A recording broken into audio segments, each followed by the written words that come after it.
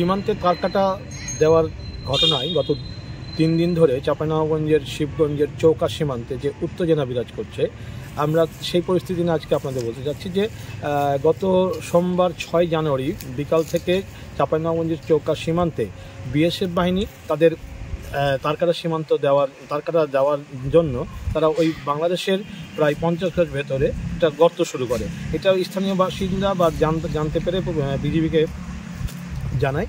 বিজিবির পরবর্তীতে তারা এটা জানতে পেরে তাদেরকে পতাকা বৈঠকের আহ্বান জানায়।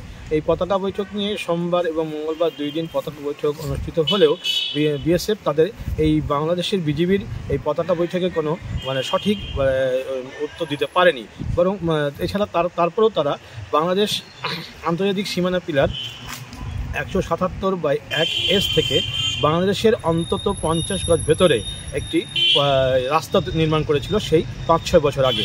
তারা সেই রাস্তার অনুসরণ করে বাংলাদেশের এই ভেতরেই তারা তারকাটা দেওয়া শুরু করে।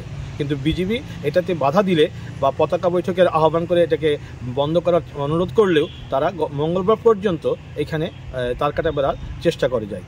এতে উভয় দেশের সীমান্তে উৎসুক জনতা ভিড় করে এবং এটা উত্তেজনার সৃষ্টি হয়। পরবর্তীতে সেক্টর কমান্ডার পর্যায়ে এখানে সেক্টর কমান্ডাররা আসলে ২ দেশের মধ্যে গতকাল বুধবার বিকালে একটা পতাকা বৈঠক অনুষ্ঠিত হয়।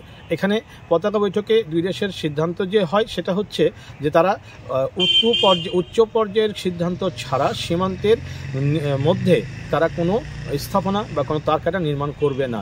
এই প্রতিশ্রুতিতেই বিএসএফ গতকাল সন্ধ্যা থেকে একটু দূরে সরে গেছে এবং বিজিবিও জানিয়েছে যে তারা এখন পর্যন্ত সতর্ক অবস্থানে আছে। এখন এই বর্ডারে এখন শান্তিপূর্ণ অবস্থা বিধান করছে এবং আশেপাশে কোনো জনগণও এখন কোনো সমাগম তেমন দেখা যাচ্ছে না। এই ছিল চাঁপাইনবাবগঞ্জ থেকে আমার কাছে সর্বশেষ। সাখাওয়াত জামিল দোলন, বাংলা ভিশন, চাঁপাইনবাবগঞ্জ।